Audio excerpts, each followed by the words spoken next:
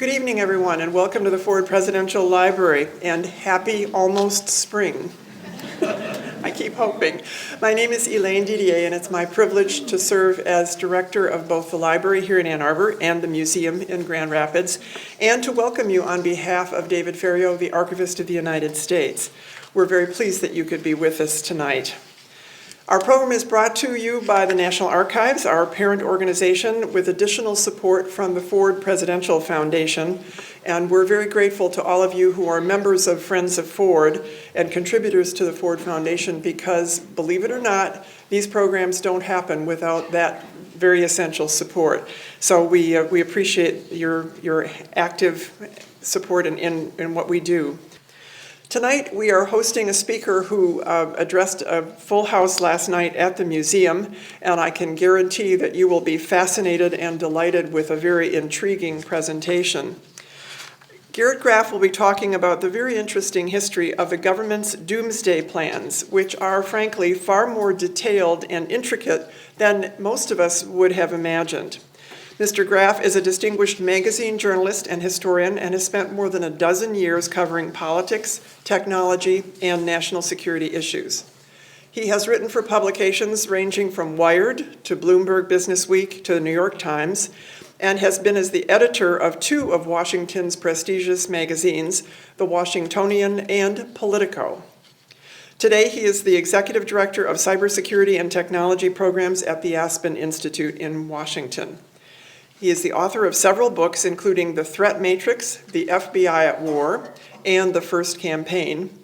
And with regard to tonight's book, Raven Rock, Evan Thomas, another historian, stated, You may have some idea of how the United States prepared for nuclear war, but you will be shocked, appalled, amazed, fascinated, darkly amused, and just plain gobsmacked by what Garrett Graff has dug up. It is a haunting, compelling journey into the past with disturbing meaning for the future. And what better introduction can there be for Garrett Graff discussing Raven Rock?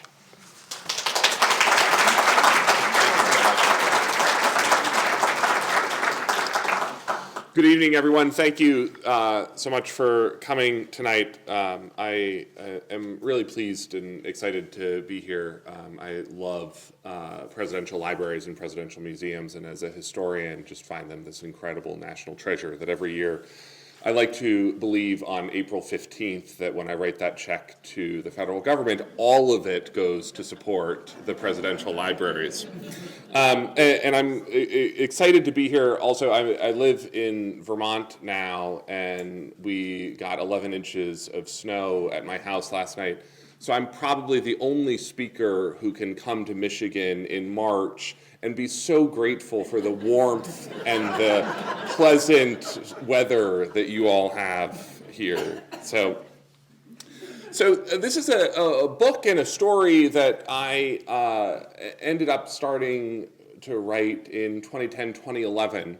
I had bumped up against these programs, which are known under the umbrella term continuity of government, continuity of operations, a number of different times in Washington. It's a sort of very strange set of plans that are entirely secret, but also semi-open secrets in Washington. I had talked to people who had been evacuated to these mountain bunkers on 9/11 as part of the September 11th attacks, and knew people in Washington during the Bush and Obama years who had been part of these plans, and they had designated helicopters that would find them wherever they were in Washington and in the event of an emergency and whisk them away to these evacuation locations hidden around Washington.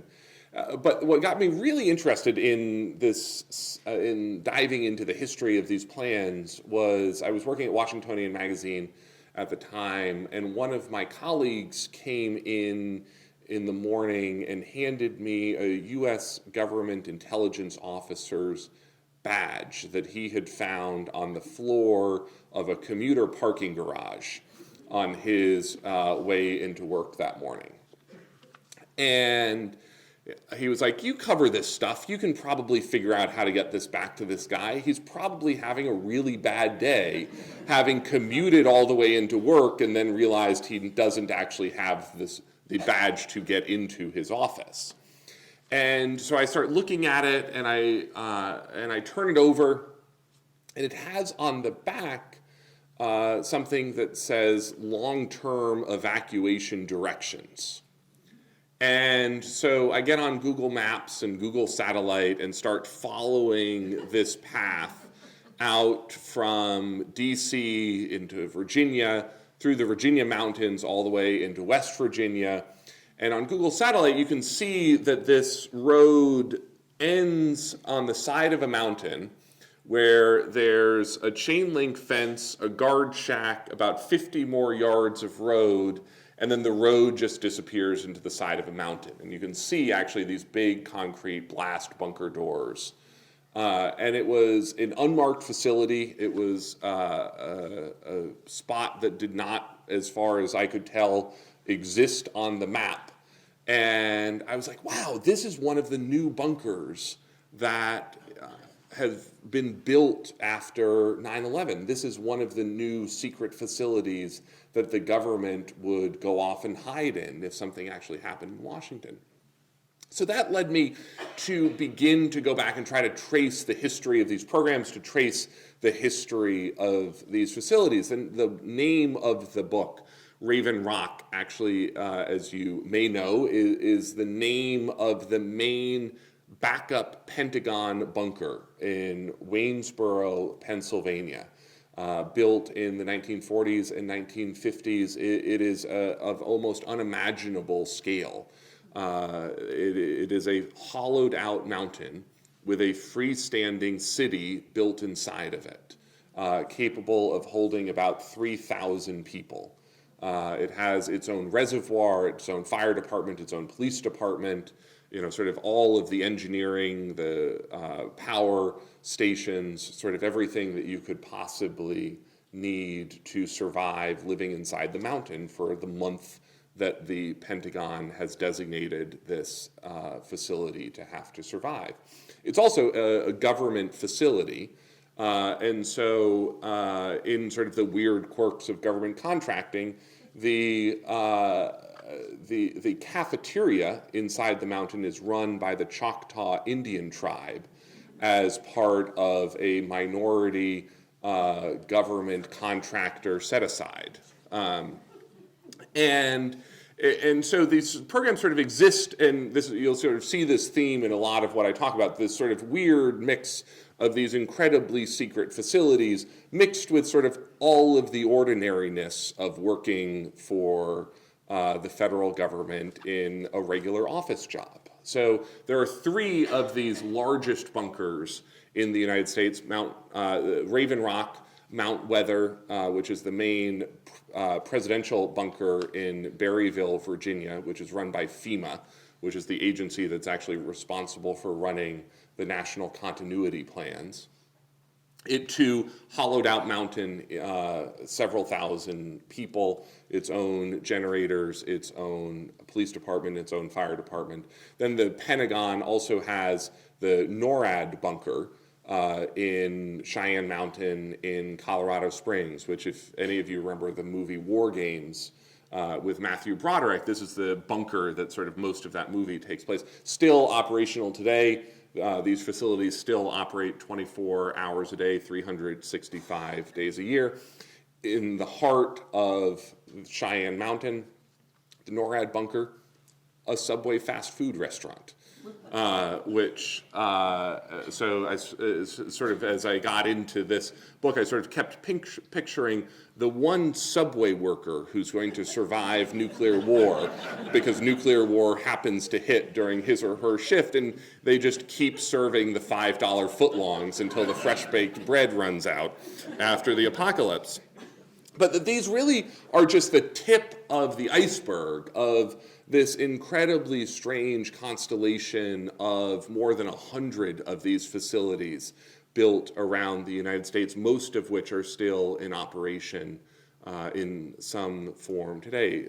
FEMA still runs bunkers in places like Maynard, Massachusetts, Denton, Texas, Thomasville, Georgia, Bethel, Washington, Denver, Colorado, and that each of the main government agencies, departments, and agencies has their own relocation facility hidden around Washington, which I'll come back and talk a little bit more about later. And that this story ended up being this sort of this book that I thought was going to be about, here is a bunch of weird stuff about these weird government bunkers, ends up being this much more interesting and transformative tale about the way that nuclear weapons changed the presidency.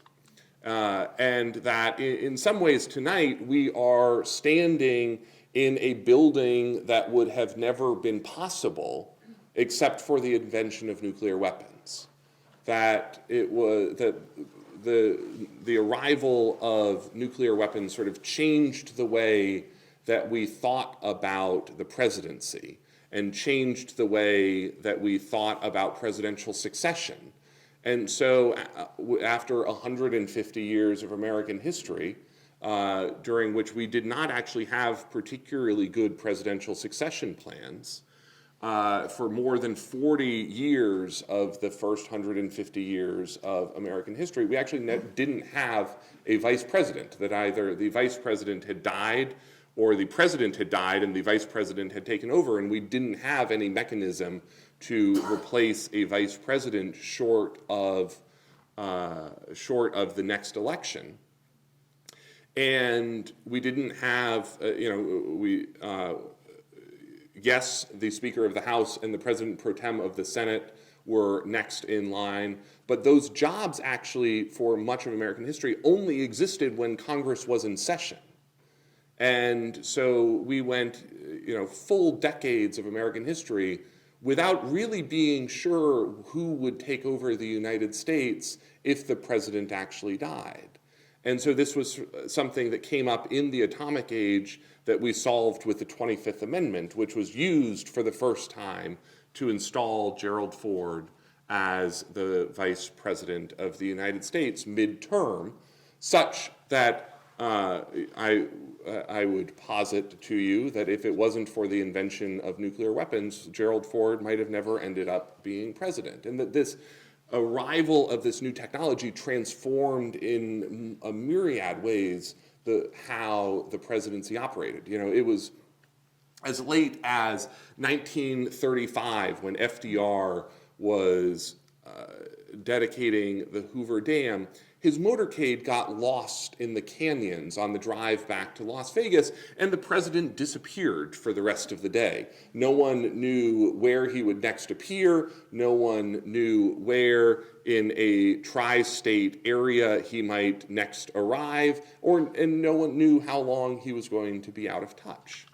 As late as January 1945, when Harry Truman takes over as vice president, there was actually no Secret Service protection for the vice president. That the vice president wandered sort of unnoticed and unmolested around Washington on a daily basis because no one could really fathom needing a vice president all that quickly. And so sort of as long as, by the end of the day or maybe tomorrow morning you could track down the vice president, that was as quickly as anyone could imagine before nuclear weapons that you would actually need a president in place to make decisions.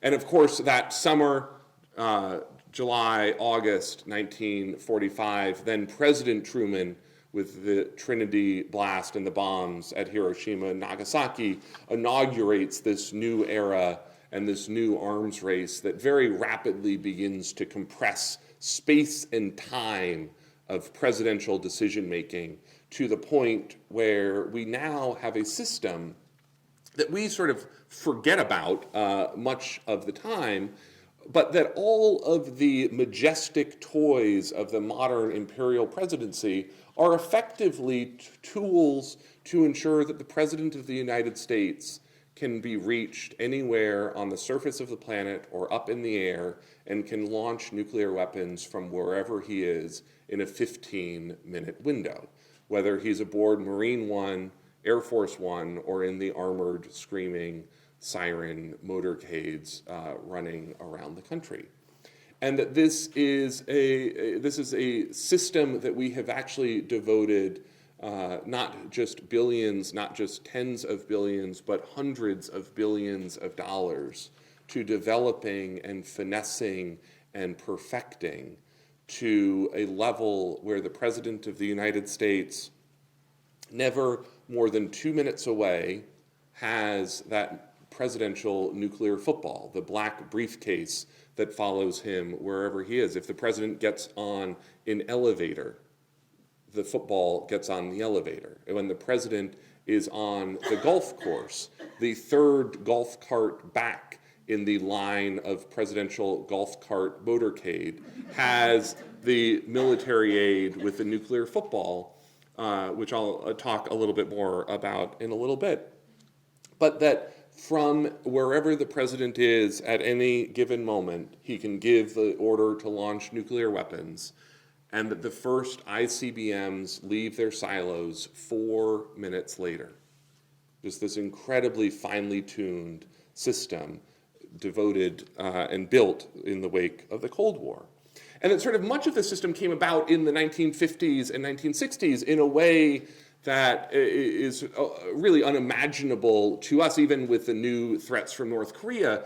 Those of you of a certain generation will remember that for much of the 1950s and 1960s, nuclear war was a much more present part of American culture that seems, as I said, sort of unimaginable to us in modern life, that schools ran those duck and cover drills that I see heads nodding, that some of you remember Bert the Turtle telling you that if you just got low enough under your elementary school desk, you would survive the nuclear exchange with the Soviet Union. And that every summer through the 1950s, the United States ran these incredibly elaborate national nuclear drills, the Operation Alert exercises, where the president and his cabinet would disappear into the mountains to the facility that was then an undisclosed location, but we now know was Mount Weather, and that they would set up these tent camps atop Mount Weather, and that the president and his cabinet would run the country from the mountains for days at a time, and the media would go out and cover it and sort of talk about all of the exciting work that they were doing at this undisclosed location. That in New York City, they would close the stock markets and the buses would pull over and everyone would flee or practice fleeing into the fallout shelters, which you probably still can spot the rusting orange and black fallout shelter signs on post offices and elementary schools and city halls around the country. But that those signs really meant something back in the 1950s and 1960s. And what they meant was that inside the basements of those buildings were all of the supplies that Americans would need to survive 2 weeks after a nuclear attack. And that meant that inside there were not just the sanitation supplies and radios that you were told about in booklets like this that were sent home with the school children that explained what radio stations to listen to for warning signs and sort of how to treat first aid and burns and warning signals and Conelrad instructions and fallout protection. But that once you got inside the bunker or inside the fallout shelter, you would have the survival biscuit, the USDA's special recipe, mass-produced by Nabisco and Kroger, 160 million pounds of survival biscuits, manufactured, sealed inside tins, put inside the fallout shelters, and that each adult in the fallout shelter would be given 6 crackers per day through the 2 weeks of the sheltering from the fallout. The crackers, 125 calories apiece. The brochure, the how-to manual that came with the biscuits, I sort of love the idea of the government employee in the late 1950s sitting down to write the how-to manual of eating a cracker. But someone did, and the how-to manual suggests that since there's not a lot to do inside of a fallout shelter, this was long before Netflix, you were suggested that you should just eat one cracker at a time and spread it out into 6 individual meals to maximize entertainment inside the fallout shelter. And that you would come up out of the fallout shelter at the end of those 2 weeks, and the government had ready triage tags, mass-produced, pre-located around the country that could be used to identify bodies in the streets with where their locations were found and who had sort of died without making it to the fallout shelter, and that all of us who survived would then flee into our closest national park. That the thinking being that the national parks across the country would be largely untouched by Soviet bombers, and so your friendly neighborhood park rangers would have spent the 2 weeks that you were in the shelter readying refugee camps inside of the nation's national parks. And that once you arrived in Yosemite or Yellowstone or wherever your closest national park was, you would get this, Form 810 from the U.S. Post Office, the safety notification card. This is the postcard that told the government and your friends and family that you had survived the Soviet attack. And that you would fill out up here your name, and list the refugee camp where you were now living, along with any members of your family who had survived with you. And then you would mail it to someone that you wanted to tell that you had survived nuclear war. This was, of course, long before texting, so the postcard was your best bet. And that the post office would recollect all of these. Again, these were mass-produced, located in every post office around the country, ready for nuclear war, and that the post office would then be the agency in charge of registering the dead and figuring out who was still alive, the post office being the agency that has the most accurate records of sort of where Americans live day to day. Now, the good news, by the way, is that the postage requirements are suspended after nuclear war. So there is no postage necessary. So when you get home tonight, you can take those forever stamps out of your bug-out bag. You don't actually need to take them with you. But that the government had sort of given incredibly careful thought to every aspect of what American life would be like after. And so the IRS had this incredibly detailed plan for how they would levy taxes in the wake of nuclear war, because of course there are only 2 constants in life, and so if you didn't get the one, you still had the other.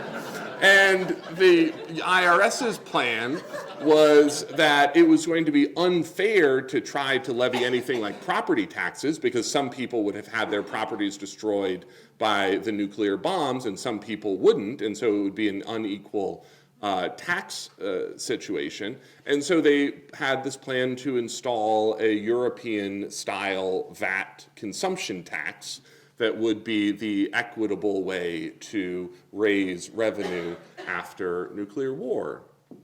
And that the Federal Reserve in a bunker inside Mount Pony, Virginia, had their own relocation facility, which didn't just have room for the chairman of the Federal Reserve and the Board of Governors, but it had $2 billion cash waiting for when, which was the amount of money that the government calculated would be required to last 18 months before the Bureau of Engraving and Printing could rebuild its printing presses and get back to printing currency. But again, in sort of the way that like government decision-making goes, it was mostly in $2 bills. Because in the 1970s, when the US, if you remember, reintroduced the Thomas Jefferson $2 bill, turned out Americans didn't really want to use it. And so rather than pulp them, the government shrink-wrapped them and put them away for doomsday, figuring that after the apocalypse, we would be a lot less choosy about what types of currency we wanted to use. And this sort of ends up being this incredible system that existed of sort of this shadow government and shadow procedures and plans just waiting for doomsday.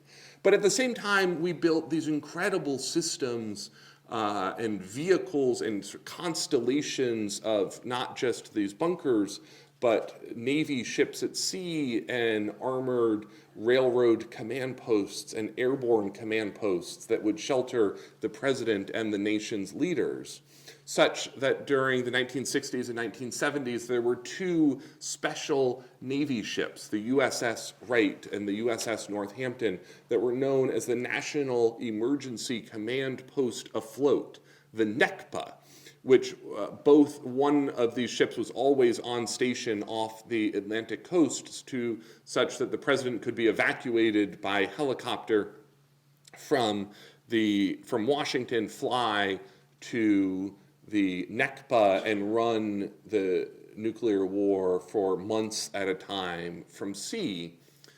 One of the sort of weird factoids of this is that Bob Woodward, the Watergate journalist, actually did his Navy service as one of the nuclear emergency action officers aboard the NECPA, such that if Lyndon Johnson had ever gone to war with the Soviet Union, he would have arrived at the NECPA and Bob Woodward would have been standing there to explain to him how nuclear war would unfold and to give him the launch codes.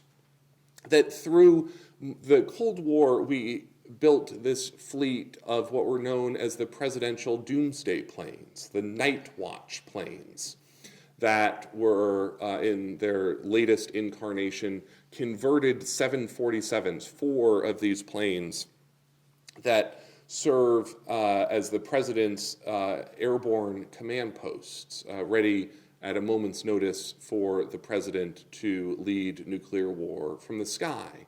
That through the entirety of the latter half of the Cold War, and actually still today as we are sitting here tonight, one of these 747s is sitting on a runway at Offutt Air Force Base in Omaha, Nebraska. Its engines are turning, it's fully staffed, and it's ready to take off in 12 minutes to rendezvous with the president wherever he is. And that even if that plane never made it off the ground, that from 1961 until 1992, we kept a separate airborne command post in the sky 24 hours a day, 365 days a year for 31 years. And that there was aboard that plane a 1-star general, not the same guy, it was for all 31 years, it was three shifts of 8.5-hour flights a day with a 1-star general aboard, such that if every person on the surface of the United States was killed, there would still be one person who could launch remotely all of the nation's ICBMs and communicate launch orders to the nation's submarines from aboard the Looking Glass Airborne Command Post. And that this was a system that, again, would just sort of operated in more or less plain sight that Americans never really realized was unfolding for much of the Cold War. And certainly most Americans today have no idea that there is a night watch plane sitting on a runway as they go about their day ready to launch in a 12-minute window in the event that something terrible still happens today. That on a daily basis today, you still have literally hundreds of people who go to work in these bunkers on a daily basis, ready 24 hours a day in case something terrible happens. But that the totality of this sort of really reshaped the way that we think about the presidency. That whereas we think of the president as the person that we elect on the first Tuesday after the first Monday in November every 4 years, that actually the Cold War and the nuclear age transformed the office of the presidency into something that today encompasses several hundred people, so to ensure that none of the cabinet posts are ever vacant and that there is always someone left to ensure the command and the control and the leadership of the United States, so that even today, in the event of a surprise catastrophic attack on Washington, this very weird set of people across the country would announce themselves as the new leaders of the United States, the UN ambassador in New York, and if something happened to New York, the ambassador to the UK, Japan, India, other countries on down the line. The U.S. Attorney for the Northern District of Texas. I will give a gold star to anyone who can name the U.S. Attorney for the Northern District of Texas, the top federal prosecutor for Northern Texas, who would, in the event of a catastrophic attack on Washington, become the number 4 ranking official in the U.S. government, the head of the Savannah River Operations Center of the Department of Energy in Savannah, Georgia, who would become one of the leaders of the United States in the wake of a surprise attack on the United States. That the goal of these programs is to ensure, sort of in that regal monarchy way, the king is dead, long live the king, that none of these jobs, none of these posts are ever empty. And that again, is part of the transformation of the 25th Amendment that leads Gerald Ford into the presidency. And that the people who responded to 9/11 sort of shaped the way that they thought about that day because of their experience working in these classified programs during the Cold War. Donald Rumsfeld and Dick Cheney, two good Gerald Ford staffers, spent the 1980s outside of the executive branch in the private sector, but were part of a classified program in the 1980s during the Reagan years known as the Presidential Successor Support System, the PS3, which understood that if you ended up with one of these lower-ranking cabinet officials as the new president, the Secretary of Housing and Urban Development, or the Secretary of Agriculture, or Michigan's own Education Secretary, they wouldn't necessarily know that much about nuclear war. And so you would need an experienced staff to step in among them and around them to sort of lead them through the crisis. And so Dick Cheney, Donald Rumsfeld, a handful of other officials were pre-designated as the emergency White House chiefs of staff under PS3, and that they would disappear from their daily lives as citizens in the 1980s to go out and run nuclear war exercises in these bunkers, in these airborne command posts, working in the desert for days or even weeks at a time every year, such that when that agriculture secretary, that education secretary, that housing and urban development secretary made it to one of these bunkers in Denton, Texas, or Maynard, Massachusetts, or Mount Weather, or Raven Rock, standing in the bunker door would be Dick Cheney or Donald Rumsfeld or this handful of other officials and say, "Hello, I'm your new White House chief of staff. Let's go run nuclear war together."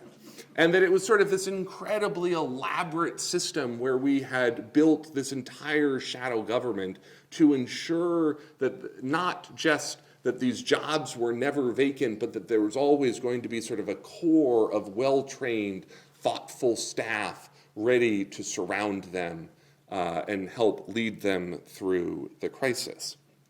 And of course, this world of planning for something that never happened has had much more tangible impacts on our daily life as well. I would imagine that almost everyone in this room uses at least two of the outgrowths of the US government's doomsday plans on a daily basis. First, the Information Superhighway, which was originally started by the Pentagon as a way to build a decentralized communication system that would survive nuclear war, that led eventually to the invention of the internet. But then also the actual highways. If you remember and you know your transportation history, the original interstate highway system that Dwight Eisenhower introduced was originally called the Interstate and Defense Highway System. That the 31,000 miles of interstate highways that we built in the United States were originally intended in part to speed the evacuation of urban areas and to speed the movement of war material and relief supplies around the United States in a crisis. That the first text exchange, the first chat tool in the United States was actually built by FEMA to allow its bunkers to communicate about stockpile limits.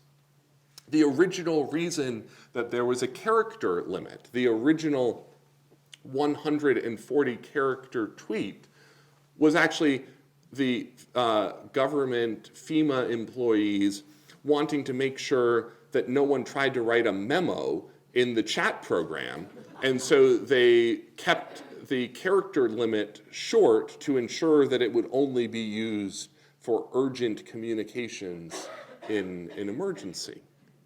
And that these programs end up having this very strange public legacy over the course of the Cold War, and that actually even the tool that we use today to make airplane reservations, anytime you go on Expedia or Orbitz or whatever travel website you use, that software was actually originally designed to track incoming Soviet bombers as part of the Air Force air defense radar system, and sort of only migrated into the civilian transportation sector, aviation sector, once we had no need to track Soviet bombers anymore. That these sort of ends up being all of these strange tools that gave rise to the modern world in which we live today. I might stop there and open it up to questions. I can sort of talk about this all night, but would love whatever questions. And so either go to the mic in the back, or if you stand up and shout, I can also repeat your question to make sure that everyone hears it.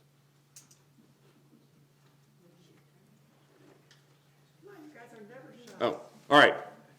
What's your clearance? So the question is, what's my clearance? And this is, none is actually the short answer. And what was fascinating about going back and writing about this is that so much of this history, so much of these plans is a study in how hard it was to move information before the modern internet. That so many of these facilities were actually relatively well known in their own communities. You know, that they're, if you went to Waynesboro, Pennsylvania, everyone there knew about Raven Rock, but they were proud of it. They had, there had been thousands of people who had worked on the creation and the construction of these bunkers, but they kept it to themselves. And in these small mountain hamlets, Waynesboro, Pennsylvania, Berryville, Virginia, Peters Mountain, Virginia, Mount Pony, Harper's Ferry, the information just didn't go very far. You know, it wasn't like there was a way to post on Wikipedia that, to contribute sort of your little tidbit of Raven Rock knowledge in the 1950s. And so much of these facilities ended up being more or less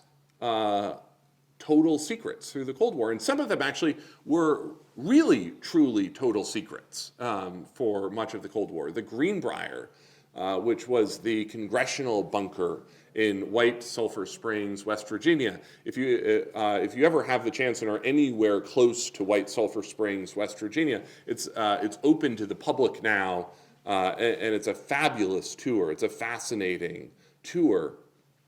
The Greenbrier is this luxury golf resort outside of about 4 hours outside of Washington, where Congress built an actual bunker in the mountain behind it that would have held all of the House and the Senate. And you can go in there now, and there's one room that held that would have been the Senate chamber, and one room that would have been the House chamber. And they had these dormitory bunkers or dormitory beds all lined up inside of the bunker by seniority, and each member of Congress had their own little drawer with their eyeglass prescription and prescription medicine that was sort of moved up the ranks of the dormitory beds as they gained seniority.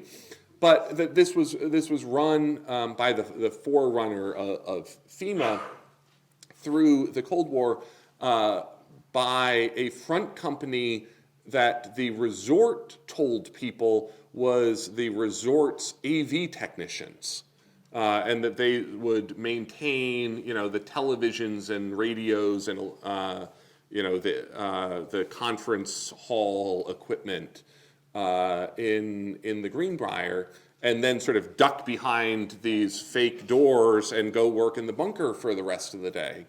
And I talked to, at one point, the guy who took over the Greenbrier as the general manager in the early 1980s, and he was explaining to me sort of how he uncovered the bunker, because it was a secret even to the employees of the Greenbrier. And he came to the property, and sort of as he began to sort of go through the books, he's like, seems like we have a lot of AV technicians for this facility. Like, we used to have a lot more. And then he got this purchase order at one point that crossed his desk for something like 130,000 gallons of diesel fuel. And he was sitting there looking at it, and he's like, we have one truck that runs on diesel at the Greenbrier. Like, how long do we intend to buy diesel fuel for? And so he starts asking questions, and finally the CEO sort of pulls him aside and brings in the AV tech. Frank Brugus was the name of the guy. And Ted Klesmer, the president, who's sort of stumbling upon what he thinks is this scandal, he's like, what's the AV guy doing in this meeting? And then is sort of read into the program and told to keep it secret. But that even actually at the Greenbrier, that this was an incredibly closely held secret right up until the Washington Post outed the facility in 1992 at the end of the Cold War. At which point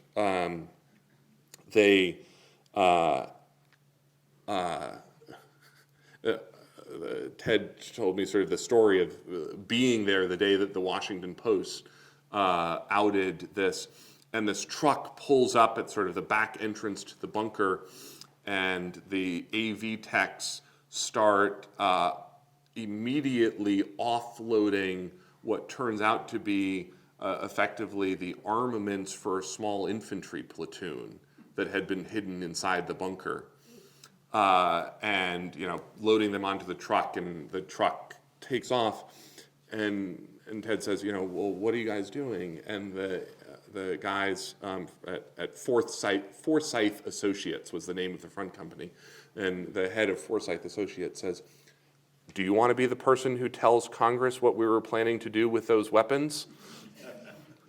And so then by the time Congress actually shows up, because Congress didn't actually know about Congress's bunker, by the time Congress actually shows up to begin inspecting the bunker, there are no longer any infantry weapons hidden inside the bunker. Yeah. You made no mention of spouses and children in bunkers. Is that because there were no accommodations? Yeah, so this is the question of what happened to the spouses. And the answer is there were no accommodations for spouses or family. And that this was not a surprise to people. This was actually a problem noted during the literal first government evacuation exercise in Operation Alert 1954, where the president, Eisenhower's cabinet, and all of their secretaries take off for the bunker, and the wives sat at home for the day playing gin rummy in what was described by one of the news articles as a very chilly atmosphere awaiting the return of their husbands. And this becomes, and so this was not a surprise, but becomes sort of this running problem through the course of the Cold War, and becomes actually this, what makes these plans, I think, so fascinating is this intersection between sort of what they look like on paper and what would have actually happened with human psychology in the moment of one of these attacks. And so at the Greenbrier, they did not have room inside the bunker for congressional spouses and families. And so the members of Congress and their secretaries would have raced into the bunker, and the Greenbrier had set aside space outside of the blast doors for family and children to be sheltered. I'm sure that would have gone over very well in the moment. And that this sort of becomes this thing where sort of the people who are involved in these plans sort of really struggle with whether and how they would have responded. Chief Justice Earl Warren, when he takes over at the Supreme Court, a staffer comes over from the Office of Emergency Preparedness, which is what the agency was called then, and gives him sort of the doomsday briefing and hands him his evacuation pass to Mount Weather. And he says, well, I don't see a pass here for Mrs. Warren. And the briefer says, well, sir, you have to understand you're one of the 2,000 most important people in the U.S. government, so the pass is just for you.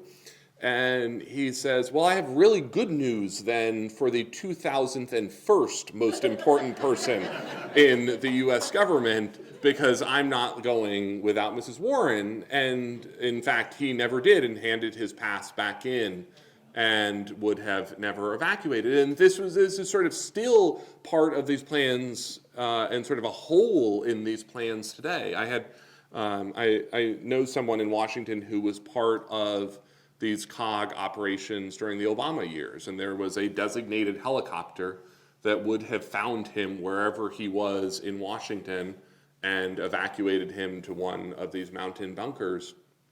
And he had 2 young daughters.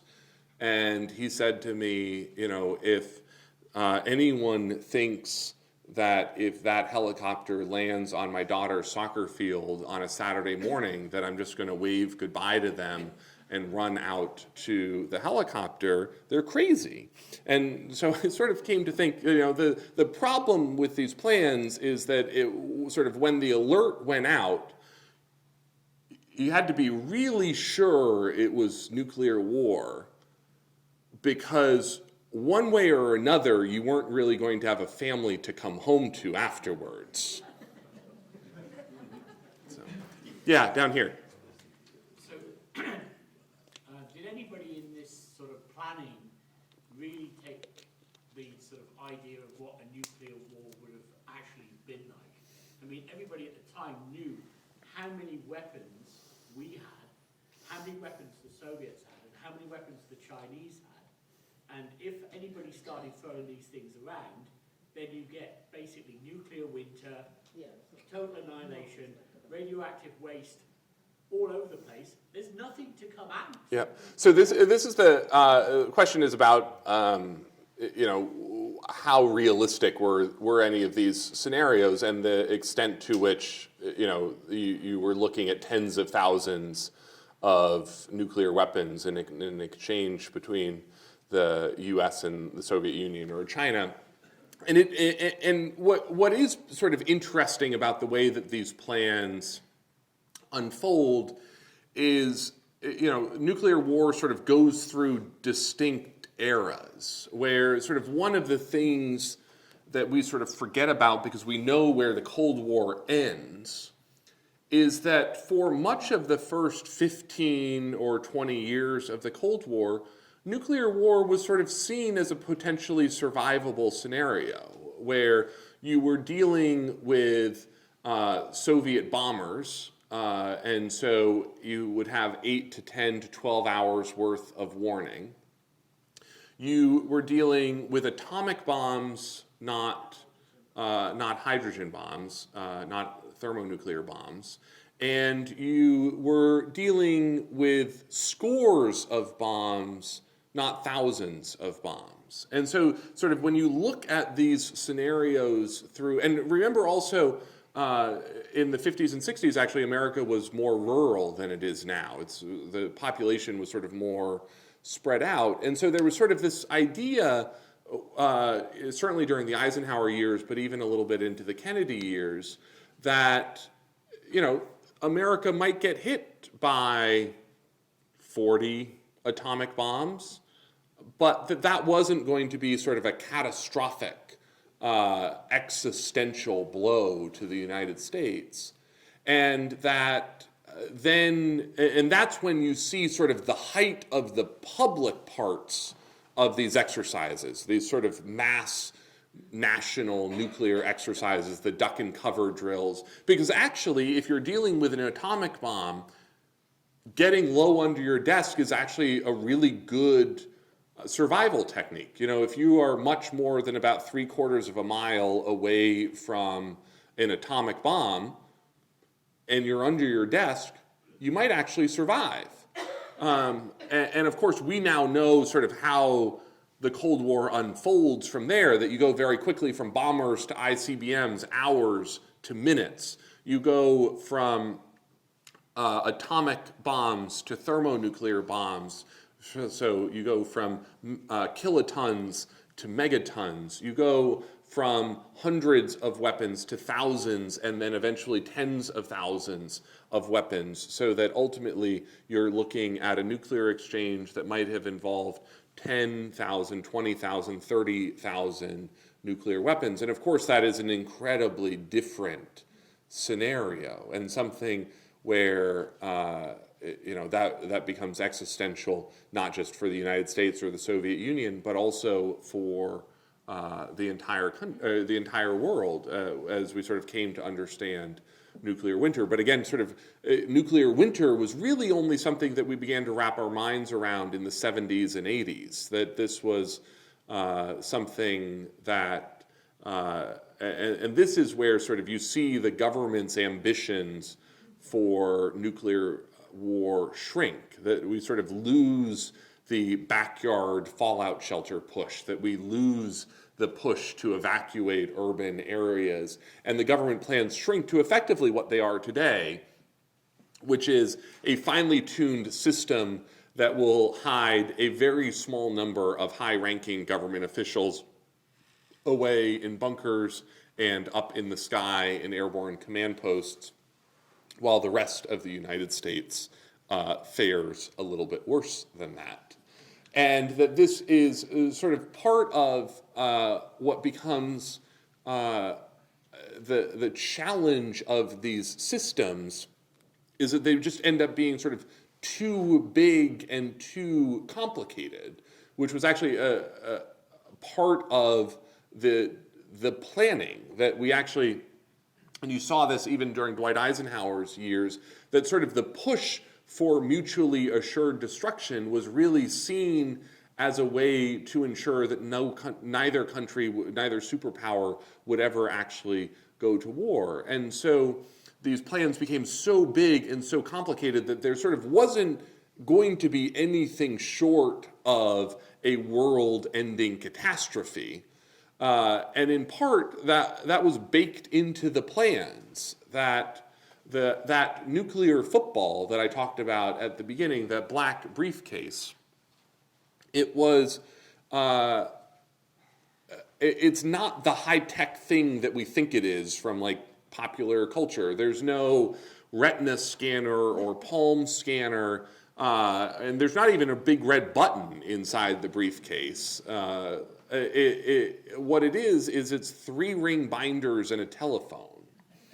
And the 3-ring binders were put there by Jimmy Carter, who was the only president that we've ever had who worked, who served in the military on nuclear weapons. He was a submariner, and he understood sort of how insane it would be to ask a president to make decisions, any sort of logical decision, during that 12 to 15-minute window that a president would have to make a decision.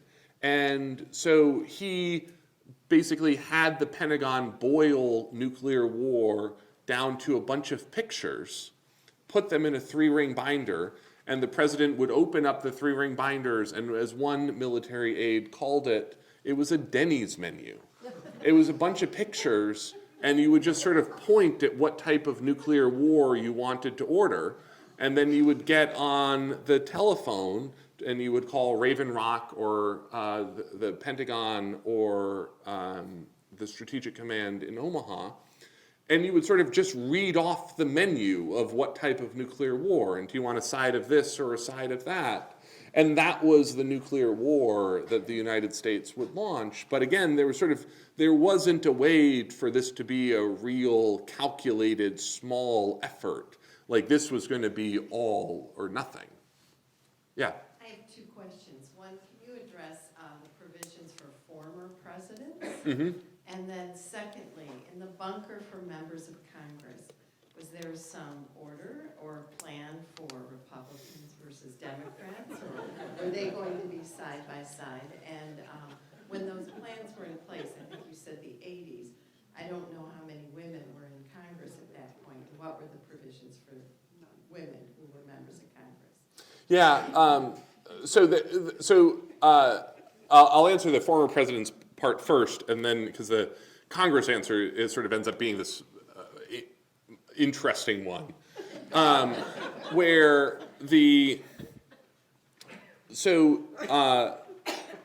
there were really no plans for former presidents, except for on this was sort of one of the most poignant things I came across in the book. On 9/11, the Secret Service went out and grabbed every single person they had ever protected.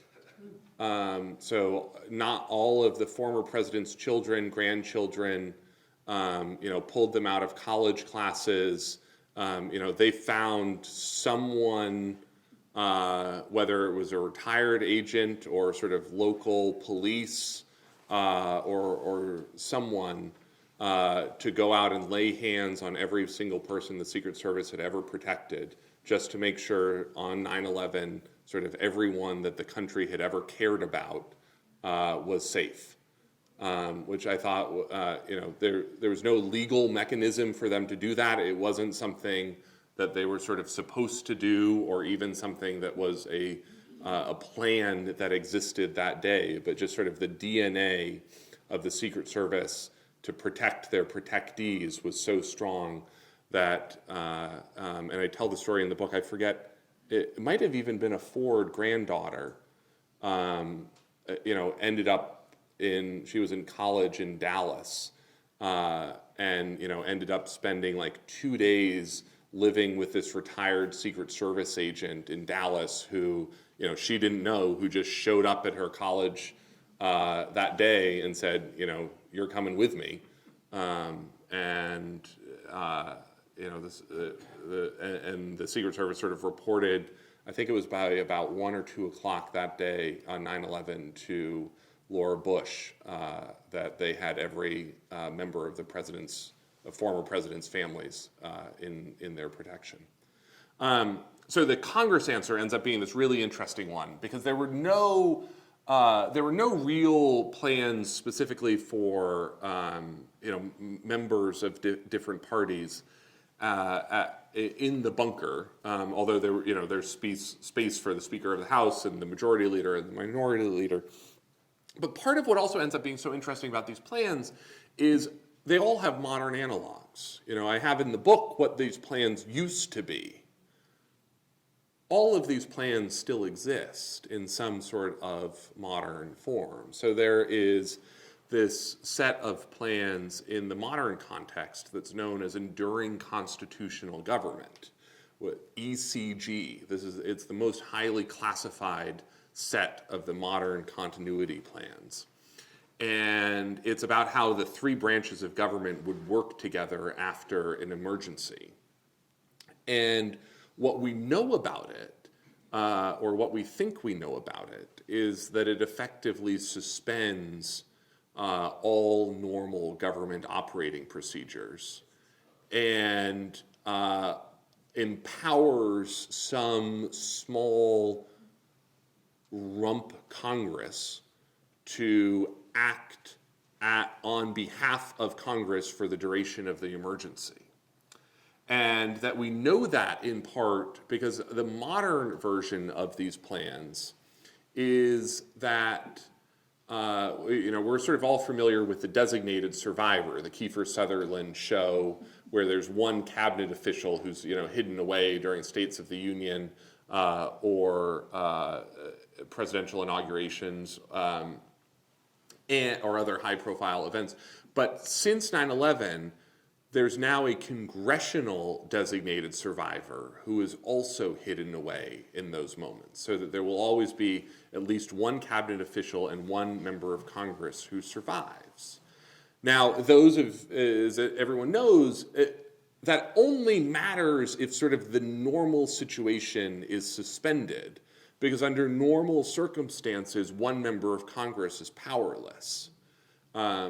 And can't do anything. Now, whether like 535 members of Congress can actually do anything is like a separate question for the modern context, but at least we know that one member of Congress can't actually do anything. But there's some reason in the government's modern secret version of these plans that it's worth preserving one member of Congress. And that we sort of assume that person basically runs government along with whoever the member of the president's cabinet or the presidential successor is who survives, and that probably the two of them under ECG principles and protocols become sort of the leaders of the country after a catastrophic attack. And of course, we won't know until this new plan is sort of randomly announced to us in a moment of national emergency. But what just sort of part of what I find so interesting about diving into this is how quickly the thinking about what it takes, if you're going to preserve America, what are you preserving? And it becomes this very existential question very quickly of what is America? Are you trying to preserve the presidency? Are you trying to preserve the three branches of government? Or, are you trying to preserve the Constitution, either literally or figuratively? And so part of what the government gave great thought to over the course of the Cold War was saving the historical totems that bound us together generation to generation as Americans. And so at the National Archives, they made a plan that they would first save the Declaration of Independence before they saved the Constitution, which I find is just this sort of amazing moment of clarity of, what is the United States? Is it the Declaration or is it the Constitution? And the National Archives answer is first, it's the Declaration. At the Library of Congress, they ranked their artifacts and knew that they would first save Lincoln's Gettysburg Address before they saved George Washington's military commission. That at the National Gallery of Art, they ranked their paintings to know that if they could only save one painting, it would be the one Leonardo da Vinci that exists in the Western Hemisphere.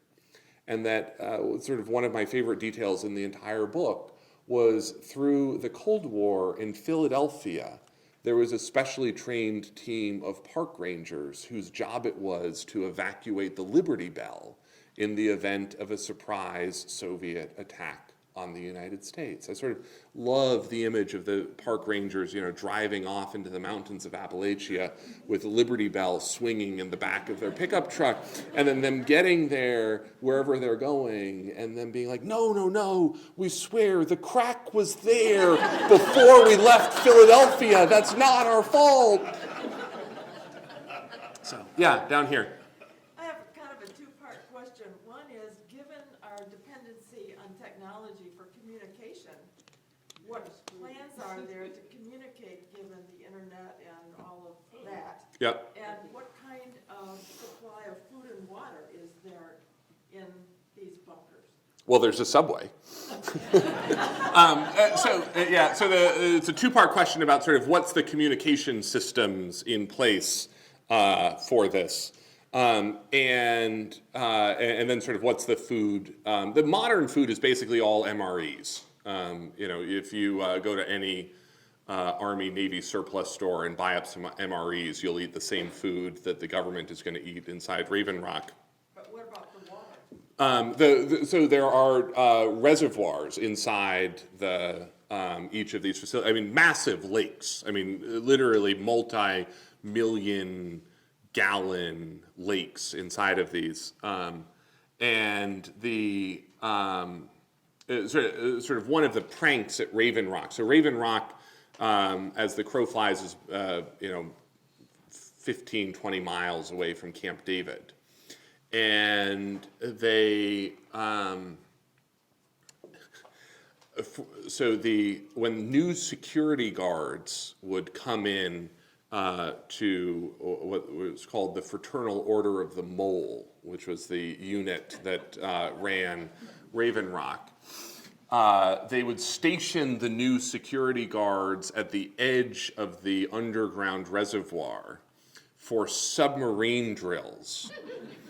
And they would tell the guard to alert them when the president's submarine came through the tunnel from Camp David and came up inside the lake in Raven Rock. And of course, there is no tunnel from Camp David to Raven Rock, but that this was sort of the prank that they would play on the new guards. And that so then to the question of the communications networks, and this is so I can talk all night about the communication networks for this, but the sort of short answer is, there were incredibly complex communication systems throughout the Cold War, and that actually one of the most interesting parts of these programs this was during the era when AT&T had the communication monopoly in the United States. So actually much of these programs were run under AT&T cover as AT&T bunkers and underground facilities around the country. I had, when the book first came out last year, I had this woman contact me who said, her father had worked for AT&T his entire career, and it sort of, to their family, sort of something always seemed off about it. That he'd worked for AT&T, but it was didn't really seem like he really worked for AT&T, and so she was hearing about the book and hearing about these front bunkers that AT&T ran around the country, and she was like, I instantly knew that's what my dad had done for his entire career, and that actually to this day, if you go on Google Maps and Google Satellite and look at Peters Mountain, Virginia, which is the backup CIA bunker, atop the mountain, the helipad on Peters Mountain has an AT&T logo painted on it that you can sort of see from Google Satellite. But what sort of also is interesting about this is sort of how poorly these communication systems actually worked in practice. And on 9/11, sort of the country realized that that the systems just didn't work, and that actually, the president on 9/11 was put aboard Air Force One. He was in Emma Booker Elementary School in Sarasota, Florida, reading to that classroom. Hustled aboard Air Force One. Air Force One sent off into the sky to fly around the Gulf of Mexico for the day. And that in September 2001, Air Force One didn't have satellite TV. And so the only way that the president got TV coverage was the Air Force One would fly low over local cities to pick up TV on its rabbit ears antennas and be able to, sort of catch glimpses of what was unfolding. That it wasn't actually until the president landed at Barksdale Air Force Base at about 11:30 in the morning on September 11th that he saw the Twin Towers fall. That, for the president, he saw that like 2 hours after America had watched that live on TV. And that it's sort of incredible that despite all of this effort, all of this money, that actually the president of the United States on September 11th was less informed for the majority of the day than the average American sitting at home watching CNN. Yeah. Last question. You mentioned something about the plan when Obama was president, and now there's a secret plan that you don't seem to know much about. So who is it that initiates the changes? So it's still this.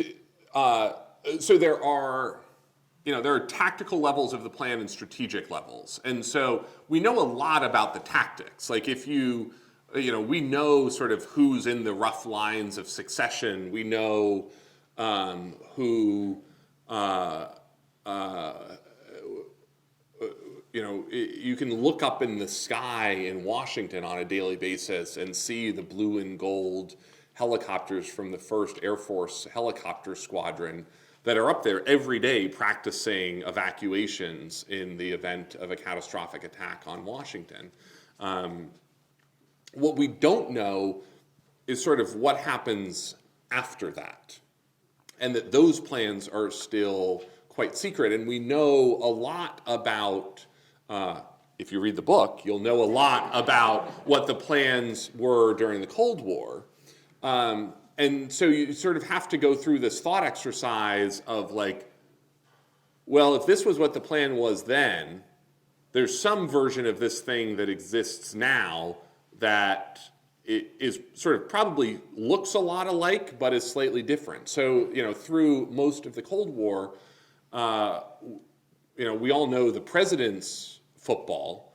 Most people don't know that the Attorney General through most of the Cold War had the Attorney General's emergency football that followed him around with pre-written executive orders suspending the Constitution, suspending habeas corpus, suspending or declaring martial law. And there was even something through much of the Cold War that was known as the Master Arrest Warrant, which was a single document that authorized the FBI to round up 11,000 pre-chosen, pre-designated, suspected subversives and political activists around the country who would be arrested and detained without cause in the opening hours of a national emergency. So we know that that was the plan during the Cold War. We don't know that that exists today, but I'm sure it does. I don't know that they call it the Master Arrest Warrant anymore, but there was a draft piece of legislation through the Cold War known as the Defense Resources Act that was basically the nuclear war equivalent of the Patriot Act that was all pre-written ready to be introduced and passed by Congress in the wake of an attack on the United States, that sort of remade government and remade the civil liberties. And I would guarantee you that some version of that piece of legislation exists in someone's safe in Washington today, and we just don't know what it says, and won't know what it says until the U.S. Attorney for the Northern District of Texas and the Director of the Savannah River Operations Center tell us what kind of government we're going to have after the next emergency. So on that super cheery and optimistic note, thanks so much for coming, and I'll be outside to chat more.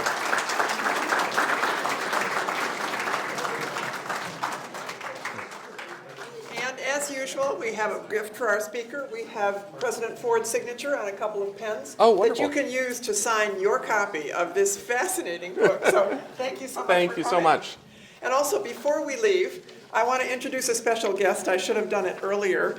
We have a doctoral student from Cardiff University who is on her first day of work at the Ford Library. She's here on a 2-month scholar in residency program, working in collaboration with professors from Cardiff and also Grand Rapids Community College, and started a project. So she's a little bit jet lagged, but please welcome Tia Cully and say hi and welcome her to Ann Arbor. So in the lobby, we have information about joining Friends of Ford or signing up for our email notices if you're not already on those lists or a member.